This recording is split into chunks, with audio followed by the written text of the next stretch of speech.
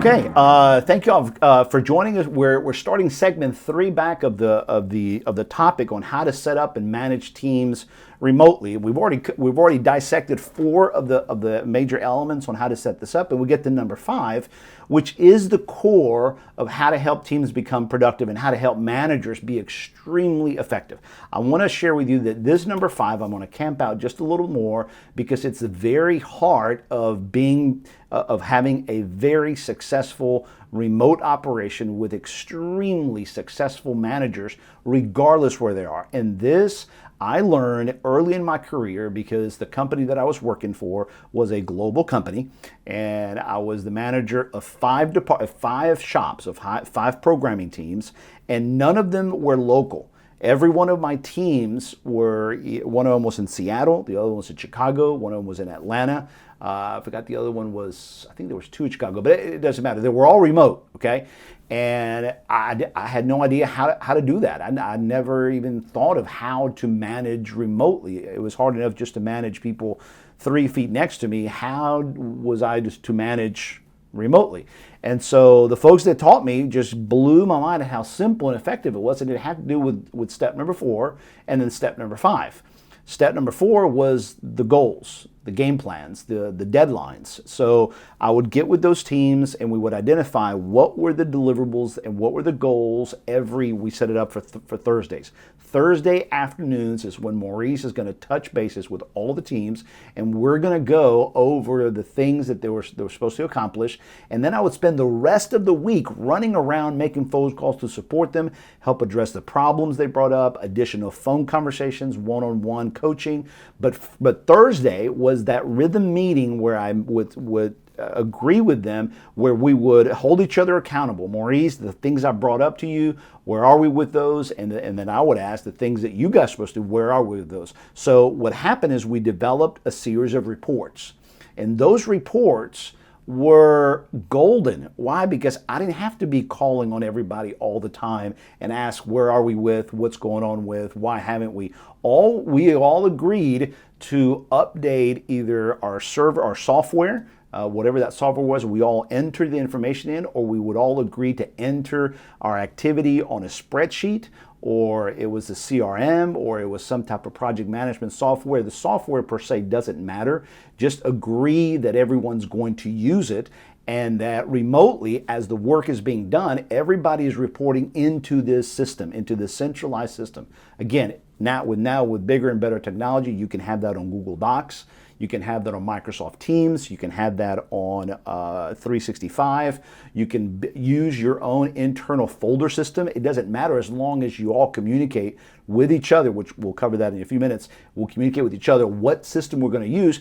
But the power of this, of being able to manage teams effectively, is having those reports. So what one of my clients and I did yesterday and today, they all set up a 1 sheet of paper for every one of the team members that's going to work remotely, and they're sitting down with them today and going over their tailored report document, and they're putting it on the shared drive. We give them a link to it, and that's where they're going to report. That's also the file that the managers that are supporting them are going to use to keep track of the issues they've brought up for them that they need to fix in order to help remove obstacles out of the way. So the reporting mechanism, the reporting mechanism is the Achilles heel if you don't use it, but it's the silver bullet that makes it possible for your operation to be effective remote. It doesn't matter how many offices. I learned how to do this in one shop in the early 90s, and then I was able to use that same skill set with a very large regional national company in the United States. That we had 90 offices scattered over 3 states. Over 225 employees, 7 district managers, 90 branch managers, and I was the director of sales and director of field operations. How in the world did I keep up with who needed coaching, who needed assistance? Well, it was me regularly touching bases with my district managers, and those district managers would stay on a regular basis touching with their branch managers. And those branch managers on a regular basis would sit down with each team member, and they would sit down with their team as a staff. And then We put all that on a schedule. That's the rhythm we're going to talk about in the next step. But what came out of that was a reporting mechanism that we all agreed on, and then everybody knew where to go report, and then we color coded it. We made some contests around it. We created a lot of fun competition, and it was incredible how effective and how engaged teams stay remotely, not having to have, quote, the boss on top of them.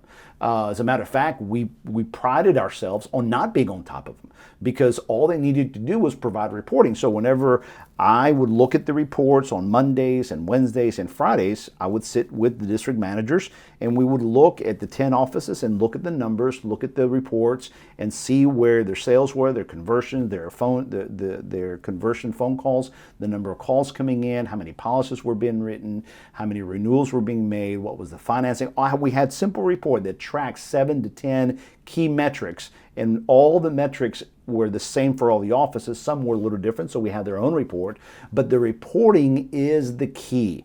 Don't underestimate this, and that's why I'm spending so much time in this segment, because it's at the heart of this working. So the commitment to having everybody report into the same documents and everybody using the reports is what made us able to look at, say, all right, hold on, something's wrong here in the Monroe office. Look at the reports, and then we look for a pattern. Then me and the district manager would call the branch manager, and a ton of stuff would come out of that conversation. I could see also whether the district managers were supporting them or not. I would coach them. I put pressure on them.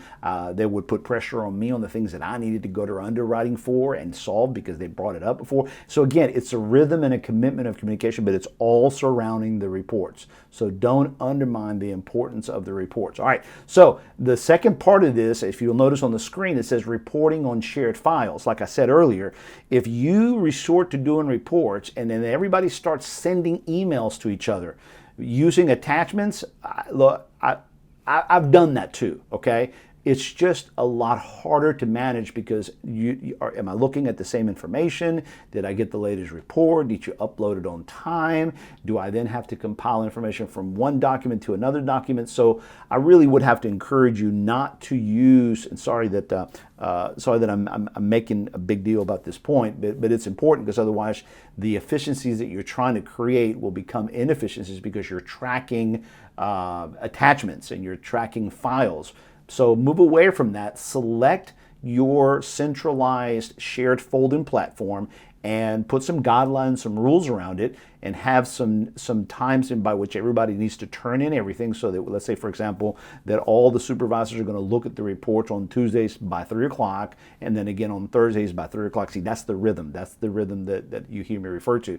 Then that way everyone knows, oh, 3 o'clock's coming, you have a deadline, have a goal, everybody updates it, and then the managers can look at it, they can talk to each other, make decisions, and the leadership team can then support, make some decisions, contact the team members, congratulate them, on and on and on. But it's all built around having the reports go into a shared file, into a rhythm that everyone knows what the structure is. Remember, I had this done with over 225 offices. We would write easily 800 policies per office per week. So the amount of traffic was just immense. It was incredibly large, but we got organized and we were able to just move at this pace of business because it didn't matter where you were sitting. Everybody was doing it using the same system, and the managers were incredibly good.